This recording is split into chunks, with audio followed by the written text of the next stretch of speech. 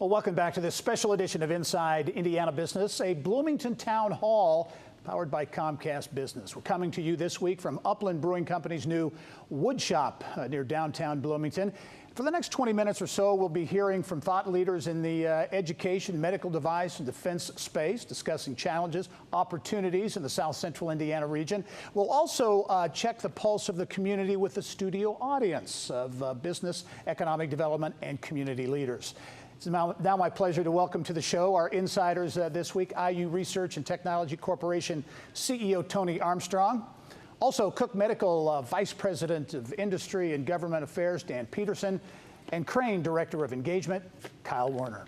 Gentlemen, welcome to the program. Thank you. Thanks, Gary. Great to have you here. And I want to start off by asking each of you to just give us a very quick thumbnail of what's going on at your company or organization. And Dan, I need to start with you because Cook is making some news, some big news, with the sale of Cook Pharmica and also the acquisition of the GE property here in 500 jobs. No, we're very excited about it. Today we announced the agreement to sell Cook Pharmica, a wonderful company, great startup success story that was started back in 2004 to a company called Catalent, which is a major player in the pharmaceutical contract business. Wonderful deal for employees, for both companies, for our communities. We just also announced today the acquisition of the former GE refrigerator factory site, which is 70 acres, about 1 million square feet under roof, and over a 10-year period we plan to modernize that and help us with our planned growth for our medical device and core part of our business over the coming years. So both very, very exciting for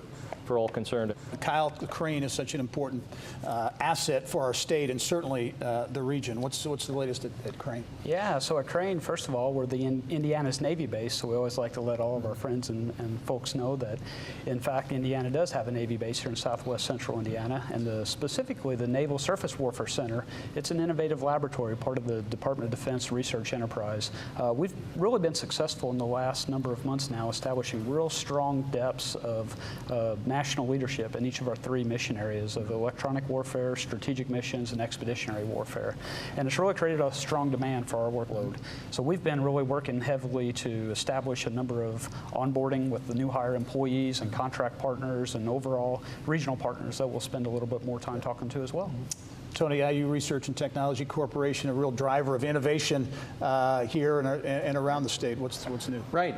Here on the Bloomington campus, Gary, we've got our new engineering program. We just changed the name of the school, actually, the School of Informatics, Computing, and Engineering to incorporate that. Still hiring faculty, still bringing faculty on board, researchers. We're actually building a new building where informatics is just along 10th Street here, New Bloody Hall. That should be open soon. It'll really complement all the activity along this 10th Street Innovation Corridor with here the work in the Trades District and Dimension Mill. Then at the other end with our new IU Health Bloomington Hospital that'll be started pretty soon, and the IU Academic Health Center that'll anchor that other end. So really along this 10th Street corridor we'll have a lot of student activity, faculty, researchers, folks from Cook and Crane and other places that come and work with us, Cummins, Synopsys here in town. So a lot of focused activity and interaction and collisions hopefully along there. We'll start with you on this, Tony, too, but in terms of big challenges, talent I know is one. Do you see that as the big challenge? I think talent for us has been a big challenge in trying to get, especially around some of our IT technologies that we're generating. If we can get talent, we've got some great folks here that are helping us bring that. We're actually working to try to get alums, our IU alums back to help us sort of mentor and work with companies. But I think capital and talent are probably the 2 that we deal with the most every day. A lot of cutting edge technology going on down at Crane, certainly. Without the people, what happens? Absolutely. Today we're in the knowledge economy, and durable goods or physical capital are no longer the competitive advantage. Innovation is a source of competitive advantage, and that's intellectual. So we're really looking heavily in the areas of computer engineers, electronics and electrical engineers as a source of our new hires, and it's really helping us accomplish our mission. And the regional initiative that we talked about in the couple of segments ago, that's got to be key to this whole future on talent. No question, and that's why you'll see all 3 partners that that are sitting here at this table have been partners in that program since the very beginning.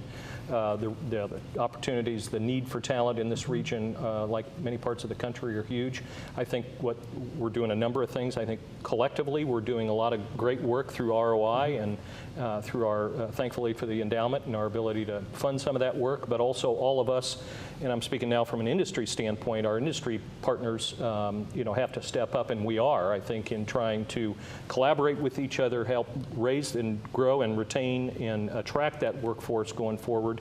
And Cook's doing a lot of things on our own that we know we need to do with development of what we call our My Cook Pathway program to build the workforce that we need. And again, building that workforce, four-year degrees and advanced degrees are important, but it really goes far beyond that, right? We're building it at all levels. Yep. So Cook employs people all the way from the very, the beginning of your educational journey, Sure. if you will, all the way up to PhDs and MDs. Tony, I want to talk about capital or access to capital. A lot of areas, talk about in Indiana the need for more of that. Right. Yeah, I think down here, you just had Mike Trusky was just on the show, I think, and Cheddar, recently yeah. in Cheddar, and I think Periodic and Brad Whistler.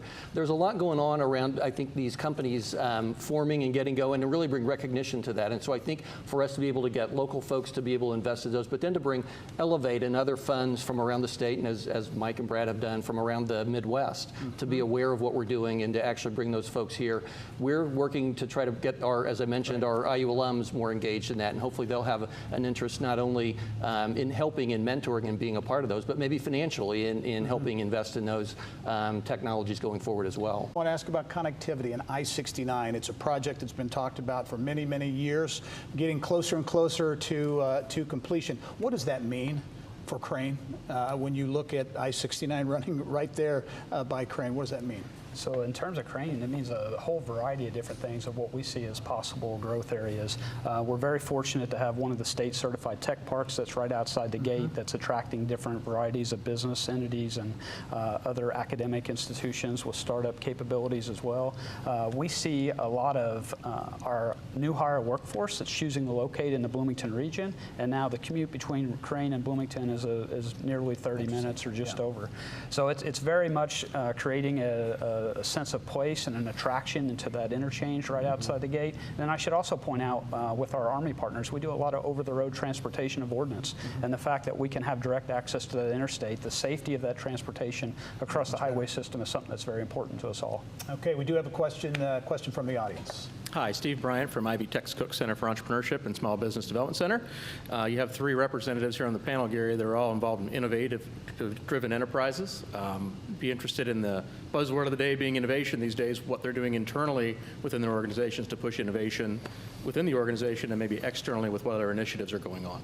Well, Cook's founded upon innovation. Yep. I mean, we're in many respects, the poster child of an innovative startup organization that's been so successful. And I think we're doing a lot of things. I think we can always do more, trying to get more and more individuals involved in the whole aspect of what it takes to innovate. And that not necessarily just innovate a new product, but innovate processes, innovate ways of improved engagement with our customers, with patients, et cetera. So we're hopefully, and we're trying to drive innovation at all levels throughout the organization, including to support innovative efforts here in this community and in our region.